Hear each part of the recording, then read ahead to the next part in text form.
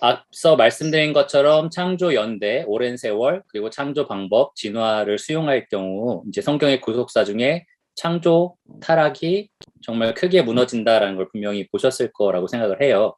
그런데 그것이 이어서 구원과 완성이라는 성경의 역사도 분명히 문제를 일으킨다라는 걸 이제 이번 시간에 같이 살펴보려고 합니다. 그런데 그 전에 앞서서 잠깐 쉬어가는 코너로 두 가지 질문의 답을 한번 찾아보려고 합니다. 첫 번째 질문은 진화의 세계관은 왜 성경의 세계관과 친구가 될 수 없을까? 왜 이 두 가지를 하나로 이렇게 하는 게 도대체 안 될까라는 질문에 좀 답을 해보려고 합니다. 여러분 강의 노트 7페이지에 보면 제가 이유를 이렇게 논리적으로 쭉 적어봤는데요. 첫 번째로는 진화는 과학이 아니라 이론이기 때문이에요. 진화는 과학이 아니라 이론입니다. 실제로 관찰된 혹은 검증된 어떠한 결과물이 아니라 그것에 대한 해석이 진화인 거죠. 실험과 관찰 결과가 아니라 그것을 해석하는 이론 혹은 패러다임이라고도 합니다. 패러다임인 거죠. 이론 어떤 방향을 이제 패러다임이라고 얘기를 하는데 큰 해석 체계를 패러다임이라고 얘기해요. 그 패러다임이 바뀌지 않는 한 주류 과학은 계속 이제 진화라는 해석을 낼 수밖에 없는 거죠. 그런데 이 과학이 이론이기 때문에 이론은 반드시 어떠한 기본 전제 위에 세워집니다. 예를 들어서 유물론, 이 세상은 물질밖에 없다. 신이라는 초자연적인 존재는 없다라는 유물론이라는 세계관 위에 세워지거나 아니면 유신론, 신은 존재한다. 신이 초자연적인 일을 행할 수 있다라는 기본 전제 위에 그 이론이 세워지는 거죠. 그러니까 이론이 우리는 무엇을 전제로 하고 있어요라고 다 밝히지 않더라도 모든 이론은 사실 그 배우의 세계관 혹은 전제라는 게 있어요. 근데 진화의 전제는 유물론이다라는 거죠. 무작위, 우연, 돌연변이 막 이러한 표현들이 왜 나오냐? 하나님이 초자연적으로 무언가를 일으킨다가 아니라 이 만물이 그런 식으로 우연히 만들어진다라는 전제가 그 유물론적 전제가 진화론에 반드시 포함되어야 합니다. 그게 기본 전제인 거죠. 근데 유신 진화론자는 이 유물론을 전제로 하고 있는 진화와 유신론을 전제로 하고 있는 그 세계관을 가지고 있는 성경을 하나로 합치려고 하다 보니까 이 세계관의 충돌이 일어날 수밖에 없는 거예요. 신이 없다는 전제와 신이 있다라는 전제를 합치려고 하니까 모순이 생길 수밖에 없는 거죠. 그러니까 알시 스프롤이라는 사람이 창조인가 우연인가라는 책을 보면 이렇게 이야기를 했어요. 만약 우연이 존재한다면 하나님은 존재하시지 않는다. 만약 하나님이 존재하신다면 우연은 없다. 이 둘은 공존할 수 없다. 그러니까 세계관이 합쳐질 수 없다는 거죠. 근데 유신진화론은 이 두 가지를 어떻게든 끼워 맞추려고 하는 겁니다. 서로 상반된 세계관을 어떻게든 하나로 만들어 버리려고 하니까 결과적으로 할 수 있는 방법은 하나밖에 없어요. 이 유신진화론이 말하고 하는 유신진화론을 통해서 결국에는 이 성경을 재해석하는 방법밖에는 없는 거죠. 그래야만 그 세계관을 깨부셔야만 자기들의 세계관과 끼워 맞출 수가 있는 겁니다. 여기 PPT를 보시면 이게 잘 전달이 될지 모르겠지만 N극과 S극의 자석처럼 제가 잘못했네요. 사실 이렇게 하면 서로 붙어야 되잖아요. 그렇죠? 제가 잘못했습니다. 이게 이렇게 하면 서로 밀어낸다라고 얘기를 하려고 했는데 붙는 거네요.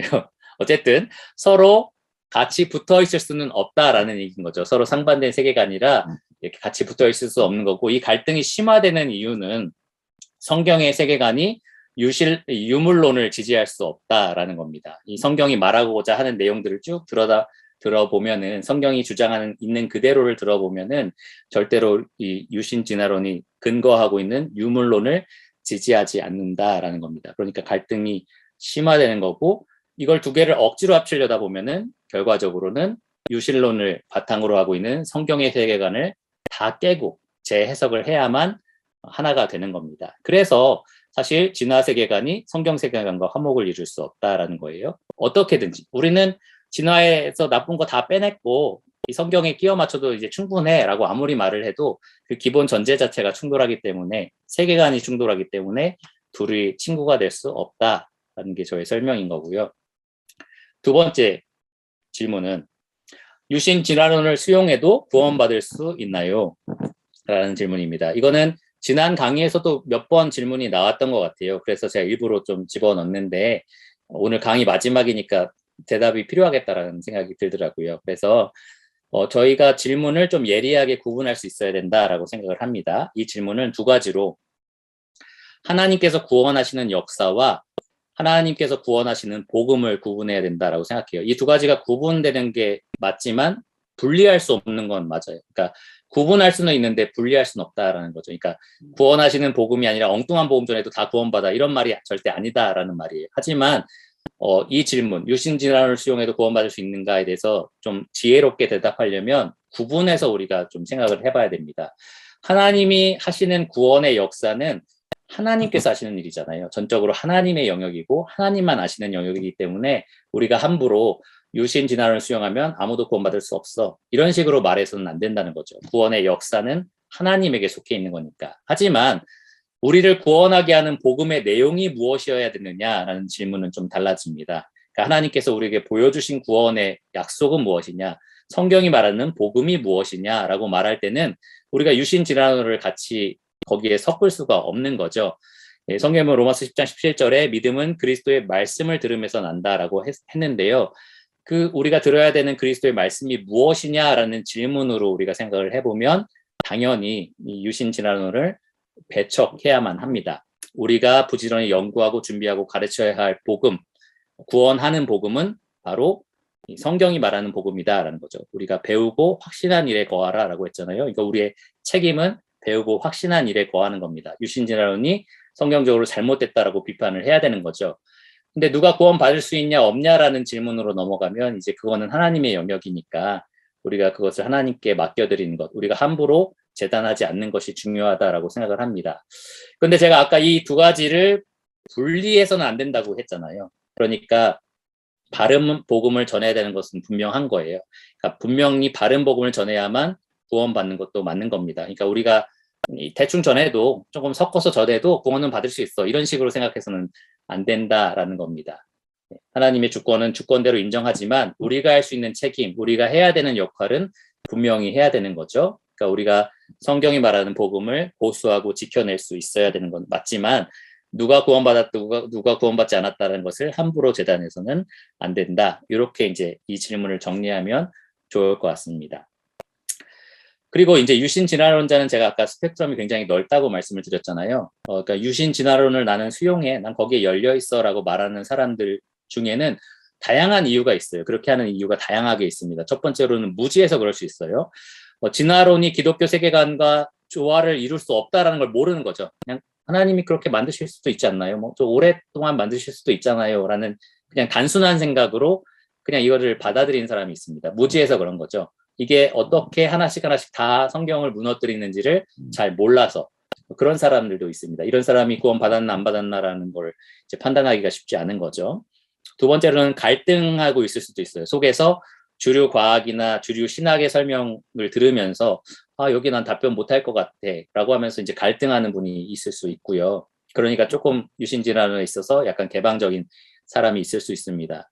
또 어떤 사람은 의심의 영역으로 넘어온 사람이 있을 수 있어요. 그러니까 성경을 읽으면서 이건 과학적으로 말이 안 되는데 이게 성경이 정말 참일까? 이런 식으로 이제 의심하거나 이제 불신하기 시작한 그러한 사람들이 있고요. 가장 안 좋은 케이스는 이제 유신진화론을 받아들이면서 하나님의 계시를 대적하는 사람들이 있어요. 하나님에 대해서도 나는 불가지론이다. 잘 알 수 없다고 생각해.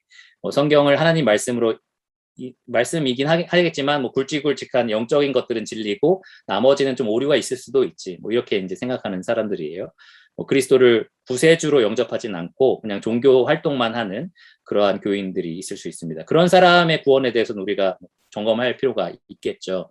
이렇게 다양한 단계에 있는 사람들이 있기 때문에 우리가 이제 구원을 이제 점검할 때는 좀 그런 걸 생각하면서 점검할 필요가 있습니다. 그냥 저는 유신진화론 조금 오픈돼 있어요라고 한다고 해서 너 그럼 안 믿는 사람이야 이런 식으로 해서는 안 된다라는 거죠. 하지만 우리가 분명하게 알 수 있는 사실은 여러분 나눠드린 그 시카고 선언문 19항에 나와 있는 얘기인데요. 유신진화론이 성경의 무어성에 흠집을 낸다라는 겁니다. 여기 19항 제가 화면을 보시면 우리는 성경의 온전한 권위와 무료성과 무어성에 관한 고백이 기독교 신앙 전체를 올바로 이해하는 데 반드시 필요하다고 주장한다. 아울러 우리는 그런 고백이 그리스도의 형상을 더욱 본받는 결과로 이어져야 한다고 주장한다. 우리는 그런 고백이 구원을 받는 데 필수적이라는 것을 부인한다. 바로 이 부분이 그래요. 그러니까 구원받는데 필수적이다 아니다라는 걸 결정하는 건 이제 하나님이 하시는 부분이니까 이런 얘기를 한 거고, 아울러 우리는 무호성을 거부해도 개인과 교회에 심각한 영향이 미치지 않는다는 것을 부인한다. 이 부분입니다. 그러니까 무호성이 흠집을 내면 유신진화론을 받아들이면서 이 성경이 오류가 있다라는 식으로 해석을 하게 되면은 결국에는 개인이나 교회의 영적 건강에 심각한 손해를 끼친다. 이거에 대해서는 우리가 동의를 해야 된다라는 겁니다. 골로새서 2장 8절에 보면 누가 철학과 헛된 속임수로 너희를 사로잡을까 주의하라. 이것은 사람의 전통과 세상의 초등학문을 따름이요 그리스도를 따름이 아니니라. 이렇게 기록되어 있는데 여기 말하는 철학이 진화 철학이 포함이 되겠죠. 그러니까 그러한 속임수에 우리가 빠지면 반드시 그 세상 초등학문을 따르게 되고 이제 그리스도를 따르지 않게 된다라는 겁니다. 그 결과는 우리가 인정해야 된다라는 거죠. 자, 그러면 이제 본격적으로 유신 진화론이 어떻게 구원과 구원의 완성 부분을 무너뜨리는지 한번 생각해 보도록 하겠습니다. 여러분 강의 노트 7페이지에 있고요. PPT는 이렇게 되어 있습니다. 유신 진화론이 인정하는 것과 인정하지 않는 것, 부정하는 것을 좀 구분해 보면 일단 유신 진화론자는 그 이유는 모르겠지만 이렇게 인정을 해요. 모든 사람은 죄인이다. 왜 죄인이냐라고 물어보면 할 말 없는데 근데 모든 사람은 죄인이다. 그다음에 그 결과 모든 사람은 구원이 필요하다. 이 두 가지를 인정을 하는 거죠. 그러면서 무엇을 부정하느냐? 아담은 역사적 인물이 아니다. 그러니까 의문이 생긴 거죠. 그럼 왜 모든 사람이 죄인이야라는 의문이 생깁니다. 그리고 모든 사람은 구원이 필요하다라는 그 인정하는 부분에 있어서도 죽음과 고통과 저주는 죄악의 결과가 아니다. 이렇게 이야기를 합니다. 그러면 왜 구원이 필요해? 이라는 생각이 좀 들죠. 그러니까 어쨌든 그들이 인정하는 것과 부정하는 것을 비교해 봤을 때도 서로 간에 모순이 생기는데 그것보다 더 근본적인 신학적인 문제에 봉착을 합니다. 뭐냐면 일단은 원죄에 대한 부분 먼저 생각해 볼게요. 첫 번째, 모든 사람은 죄인이다. 이 부분을 생각해 보시면 7페이지가 아니고 8페이지였군요. 네, 8페이지입니다. 이 부분을 생각하시면 원죄에 관한 다음 질문에 답을 해야 돼요. 첫 번째, 사람은 나면서부터 죄인인가? 만약에 죄의 전가가 없고 그냥 모든 사람이 죄인이다라고 말을 하려면 사람은 그러면 나면서부터 그 죄성을 타고나는 것인가? 아니면 이렇게 열심히 살다가 죄를 지으니까 죄인이 되는 건가? 여기에 대한 이제 대답이 필요하죠. 만약에 유신 진화론자 중에서는 죄성을 타고나지 않는다라고 말하는 사람도 있어요. 그러니까 이론적으로는 내가 열심히 노력해서 죄를 한 번도 안 짓게 되면은 사실 구원 받는 거죠. 사실 구원이 필요 없는 사람이 되는 거죠.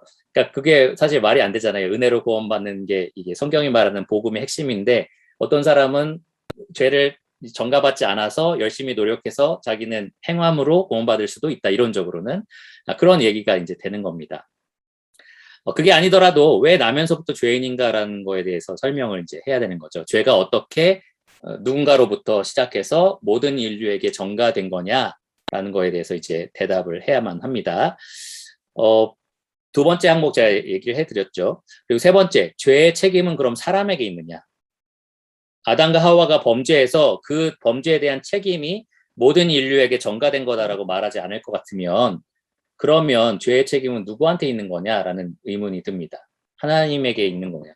처음에 하나님이 죄를 시작해서 모든 사람에게 이제 죄가 있게 된 거냐라는 생각이 드는 거죠.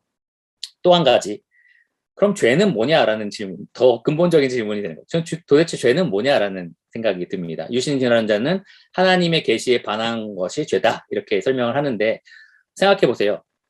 태초에 하나님이 죄와 고통과 죽음과 저주가 가득한 세상을 만들어 놓고 서로 죽이게 하신 다음에 너희가 살인하면 죄다라고 얘기를 하셨단 말이에요. 그 말이 안 됐잖아요. 그렇죠? 사람을 죽이거나 동물을 죽이거나 뭐 이런 것들이 죄라고 말씀을 하신 분이 처음에부터는 그게 자연적인 현상이라고 만들어 놓으셨으면 이 죄가 도대체 뭐냐라는 생각이 듭니다. 그 계시가 있고 나서부터 그거는 죄가 된 거냐? 뭐 이런 생각이 듭니다. 하나님이 원래 살생이나 살인은 죄가 아닌 그런 기준을 갖고 계셨는데 이제 살인하면 죄다라고 계시를 하고 나서부터는 그 기준이 바뀐 거냐?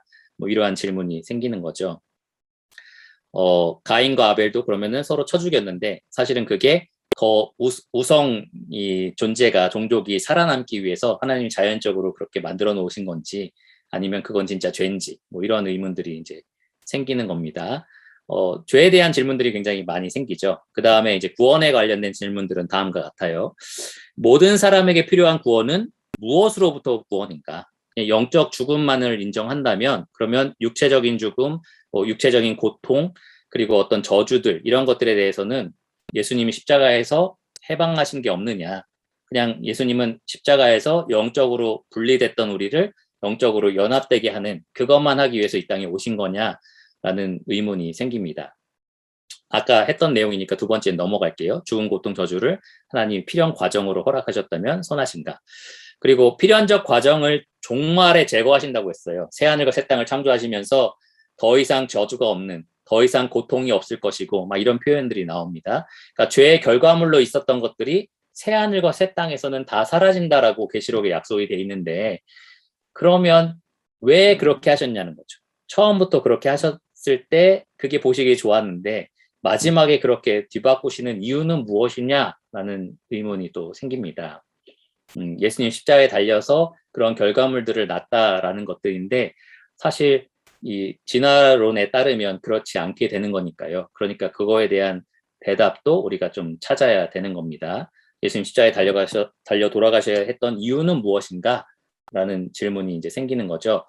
로마서 8장 11절에 보면은 성령께서 신자 안에 죽을 몸, 썩을 것을 살리신다라고 약속하셨어요. 이게 이 영적인 분리의 이 단절에서 연합을 얘기하는 게 아니라 우리 진짜 썩을 몸, 죽을 몸이 새롭게 된다라는 약속인데요. 그러한 약속이 성령을 통해서 예수님 십자가 공로로 우리에게 주어진 그러한 약속입니다. 근데 그게 원래부터 죄의 결과가 아니라면서요. 그러면 왜 이게 우리에게 소망이고 왜 약속인가라는 의문이 또 생기는 겁니다. 왜 죄사함을 위해서 피 흘림이 요구돼야 되느냐? 이게 굉장히 중요해요. 하나님이 자기 독생자를 십자가에서 죽게 하셨다는 게 우리는 기독교에서 사랑이라고 표현을 하는 거잖아요. 근데 많은 신학자들이 왜 그게 사랑이냐라는 걸로 고민을 많이 합니다. 여러분의 친자식들, 여러분의 친자식이 한 명이라면 그 하나뿐인 자녀를 누군가를 위해서 죽인다라고 했을 때 그게 정말 아름답고 희생적인 사랑이 되려면 반드시 그렇게 죽여야만 하는 어떠한 중요한 이유가 있어야만 하는 거잖아요. 죄에 대한 책임이 있어야 되는 거잖아요. 근데 이 유신 진화론에 따르면 누가 죄를 졌는지 모르겠다라는 거고 이 죽음과 고통과 저주가 죄의 결과도 아니다라고 얘기를 해버리니까 결국에는 하나님이 자기 아들을 죽이신 그 십자가 사건이 정말 희생적이고 이유가 있는 사건이 아니라 모르겠는 거죠. 그냥 하나님이 아들을 죽이셨는데 그게 사랑이래라는 식의 메시지가 전달이 되는 겁니다. 이 제일 밑에 보시면 제가 하나님의 사랑을 그리스도가 어떻게 십자가에서 확증하는가에 대해서 첫 번째, 두 번째를 나눴는데요. 첫 번째, 만약에 죄가 분명히 우리의 책임이라면 아담과 하와를 거쳐서 모든 사람에게 죄의 책임이 있고 그 죄 때문에 죽음과 고통과 저주가 있었다면 이 죄 없는 그리스도를 하나님이 죽이셨다라는 이 장면이 정말 하나님의 풍성한 긍휼, 은혜, 사랑을 나타내는 게 분명해요. 근데 유신 진화론에 따르면 누구 죄인지 몰라요. 누구 죄인지 몰라. 그리고 죽음, 고통, 저주도 그냥 자연스러운 과정이래요. 그러면 하나님이 자기의 죄 없는 아들, 하나뿐인 아들을 십자가에서 죽이셨다라는 게 정말 풍성한 은혜와 긍휼과 사랑의 행위이냐? 아니면 처음부터 하나님이 잘못 만든 세상을 다시 고치려고 자기 아들을 죽이는 그런 끔찍한 그런 잔인한 아버지로 보여지는 사건이냐? 이러한 의문이 또 들기도 합니다. 여기까지 잘 따라오고 계시죠? 자, 그러면 우리가 성경적으로 좀 살펴볼 부분이 십자가에서 예수님이 정말 육체의 죽음 그리고 땅의 그런 고통의 저주 그리고 이 땅에 내려진 저주를 다 풀어 놓으셨냐 그걸 해결하셨냐라는 걸 좀 성경적으로 좀 증명을 해보려고 하는데요.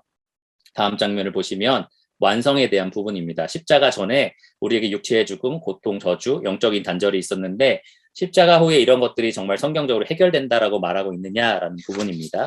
여러분 강의 노트 8페이지를 보시면 히브리서 2장 14절과 15절 말씀이 나와 있어요. 여기 보시면 자녀들은 혈과 육에 속하였음에 그도 여기 예수님을 가리킵니다. 예수님도 또한 같은 모양으로 혈과 육을 함께 지니심은 죽음을 통하여 죽음의 세력을 잡은 자 곧 마귀를 멸하시며 또 죽기를 무서워함으로 한평생 매여 종노릇 하는 모든 자들을 놓아주려 하심이니 이 말씀에서 분명히 예수님이 혈과 육 그러니까 육체를 입으셨다는 겁니다. 이게 영적인 죽음을 해결하셨다는 내용이 아닌 거죠. 진짜 혈과 육을 가지시고 죽음을 통해서 여기서 말하는 죽음도 영적인 하나님 아버지와의 단절만 얘기하는 게 아니라 십자가에서 육체적인 죽음을 말하는 겁니다. 그걸 통해서 해결하신 것, 바로 죽음의 세력을 잡은 자 마귀를 멸하신 거다라고 분명하게 얘기를 해요. 십자가 사건을 통해서 예수님은 우리 육체의 죽음이라는 문제를 해결하셨다라고 분명히 하나님 말씀이 이야기를 하고 있습니다. 요한복음 11장 25절과 26절에서 예수님이 나는 부활이요 생명이니 나를 믿는 자는 죽어도 살겠고, 여기서 죽어도가 영적인 죽음을 가리키느냐? 그렇지 않죠. 육체적인 죽음을 당한다 할지라도 살을 거다. 왜냐하면 26절에 보시면 무릇 살아서 나를 믿는 자는 영적인 죽음이 아니라 육체적인 죽음을 말하는 거죠. 육체적으로 아직 죽지 않았을 때 나를 믿는 사람은 영원히 죽지 않을 거다. 이렇게 예수님이 말씀하셨어요. 그러니까 예수님이 약속하신 부활의 약속은 단지 영적인 단절이 해결되는 문제만 가리키는 것이 아니라 육체의 죽음을 우리가 이겨낼 거다. 그런 약속을 분명히 하셨다라는 겁니다. 고린도전서 15장에 보면 고린도 교회 성도들이 굉장히 낙심하게 됐어요. 자기 먼저 죽은 성도들이 어떻게 될까라는 거에 대한 염려를 한 거죠. 이들이 과연 하나님에게서 끊어졌을까? 하나님과 단절됐을까? 뭐 이런 영적인 죽음에 대해서 걱정했던 게 아닙니다. 육체적인 죽음에 대해서 생각을 한 거죠. 그러니까 바울이 고린도전서 15장 53절에서 56절에 이 썩을 것이 반드시 썩지 아니할 것을 입을 거다. 그러니까 우리 육체가 새로운 육체를 입을 거다. 이 육체의 부활에 대한 소망을 이야기를 합니다. 그러면서 사망아 너의 승리가 어디 있느냐, 사망아 내가 쏘는 것이 어디 있느냐. 그러니까 성도에게 바울이 이야기할 때 육체적인 죽음에 대한 얘기를 한 게 아니잖아요. 그러니까 우리 그러니까 영적인 죽음에 대해서 얘기한 게 아니잖아요. 그러니까 우리 육체의 죽음을 우리가 반드시 부활로 극복할 것이다 라는 소망을 이야기를 하는 겁니다. 그러니까 이걸 통해서 제가 얘기하고 싶은 거, 성경은 분명히 그리스도의 십자가 사건을 통해서 우리에게 이 육체의 저주를 해결하셨다라는 것을 분명하게 말하고 있다라는 겁니다. 유신 진화론자가 자연적인 과정이라고 말했던, 하지만 성경은 죄의 결과라고 말하는 육체의 죽음을 십자가에서 그리스도께서 해결하셨다라는 거죠. 두 번째로 노동과 임신과 인간과의 갈등 간의 고통의 문제, 예수님의 십자가 사건으로 해결되었느냐? 그렇습니다. 계시록 21장 4절과 5절을 보면 다시는 사망이 없고 애통하는 것이나 곡하는 것이나 아픈 것이 다시 있지 아니하리니 처음 것들이 다 지나갔음이로라. 그러니까 주님께서 승천하셔서 하나님 나라의 보좌에 앉으시고, 그리고 새롭게 시작하실 그 나라에서 어떤 일이 있느냐? 바로 우리 죄의 결과로 우리가 평생도록 갖고 살아야 되는 그러한 육체의 고통, 눈물, 아픈 것, 그러한 것들이 모두 다 사라진다라는 약속이 우리에게 주어졌습니다. 이게 구원의 완성 부분에 주어진 약속인 거잖아요. 그것이 이제 분명하게 성경에 기록되어 있다라는 거고요. 유신 진화론자에 따르면 이것은 원래부터 하나님이 계획하신 창조의 과정 중에 하나이기 때문에 갑자기 십자가 사건을 통해서 이런 것들이 이루어졌다는 것이 좀 설명되지 않는 그런 부분입니다. 마지막 세 번째로는 땅의 저주가 풀렸느냐라는 거죠. 처음에 이렇게 범죄했을 때 아담과 하와에게 하나님께서 말씀하신 것은 땅이 너로 말미암아 저주를 받을 거다. 그러면서 뭐 가시와 엉겅퀴를 내게 되었고, 로마서 말씀에 보면은 이 피조물들이, 땅에 속한 모든 만물들이 이 탄식하면서 이 영광의 날들을 기다린다라고 얘기했잖아요. 근데 그 영광의 날이 어떻게 다가오느냐? 계시록 21장 1절에 보면 내가 새 하늘과 새 땅을 보니 처음 하늘과 땅이 없어졌고 라고 되어 있고, 그 다음에 계시록 22장 1절에서 5절을 보면은 다시 3절에 다시 저주가 없을 것이며 없으며 라고 되어 있습니다. 그러니까 저주가 이제 다 풀려난 그런 새 하늘과 새 땅이 이 하나님께서 다시 장차 가져오실 완성된 세상이다라는 게 성경에 분명히 기록되어 있죠. 사실 죄에 대한 결과물들, 그게 십자가를 통해서 사실 이렇게 다 약속된 부분이 있거든요. 그런데 이 죄의 결과물들을 그냥 하나님의 자연적인 창조 과정이라고 본다면 십자가를 통해서 도대체 뭐가 이루어진 거냐라는 의문이 생기는 거고, 십자가를 통해서 장차 이루어질 약속들, 소망들, 우리 보고 바라보라고 하고 울지 말고 이제 이걸 위로로 가져라 라고 했던 그런 성경의 기록들이 다 무슨 의미가 있냐라는 그런 생각이 드는 겁니다. 그래서 유신 진화론을 받아들이면 구원 자체에도 아까 원죄 문제, 그리고 그리스도의 대속의 문제, 하나하나에 다 문제가 생기는 거고요. 이어서 이 그리스도의 대속을 통해서 이루어질 장차 그 완성된 새 하늘과 새 땅에 대한 문제도 계속해서 이어지는 겁니다.